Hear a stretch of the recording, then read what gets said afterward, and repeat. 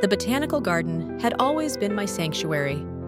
After a long morning at the office, filled with paperwork and the steady hum of fluorescent lights, I craved the tranquility that only this place could offer. The vibrant hues of the flowers and the gentle rustling of leaves calmed my spirit in a way nothing else could.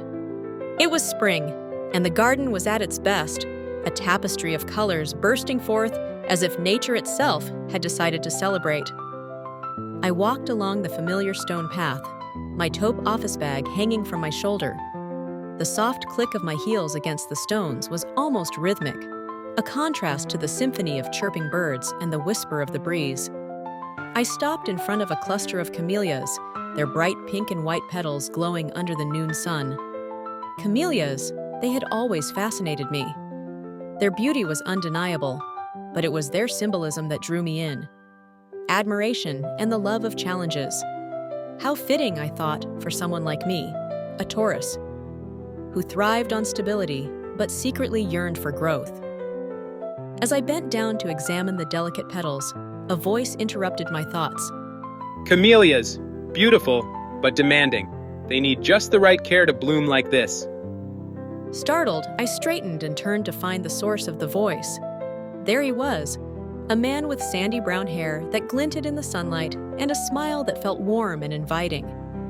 He wore a neatly pressed navy shirt and dark chinos, his relaxed posture exuding confidence. "They are," I managed to reply, my voice steady despite the slight flutter in my chest. "I read that they thrive best in well-drained soil, but I think the real secret is patience." Patience and the right conditions. He agreed, his smile widening. I'm Ethan, by the way. Just moved here recently. I stumbled on this place by accident, but now I'm starting to think it was meant to be. "Samantha," I said, introducing myself. "This is my favorite place in the city. It's the perfect escape." Our conversation began to flow effortlessly, like a stream finding its path through a forest. Ethan shared that he had recently moved to town to lead a new project. A project leader. A director, he clarified.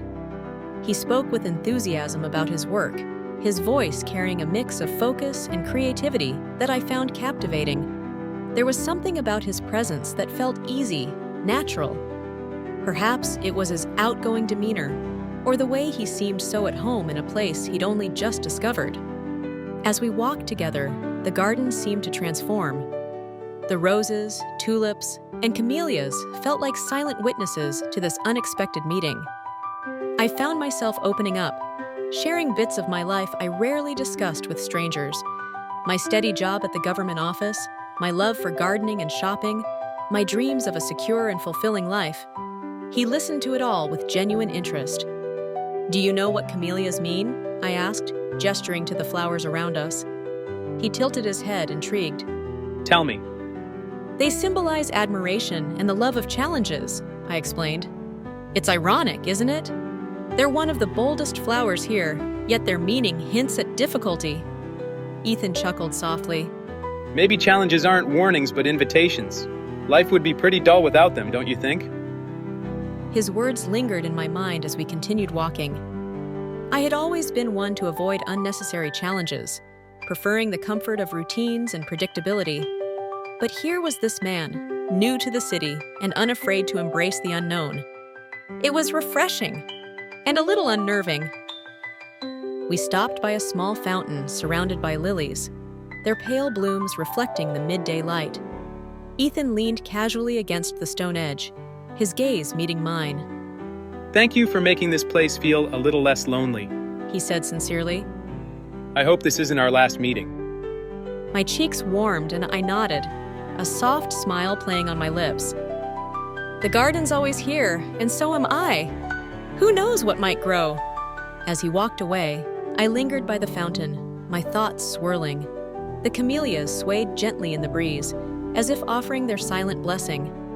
This encounter felt different, like the beginning of something that could bloom into something beautiful, if I dared to nurture it.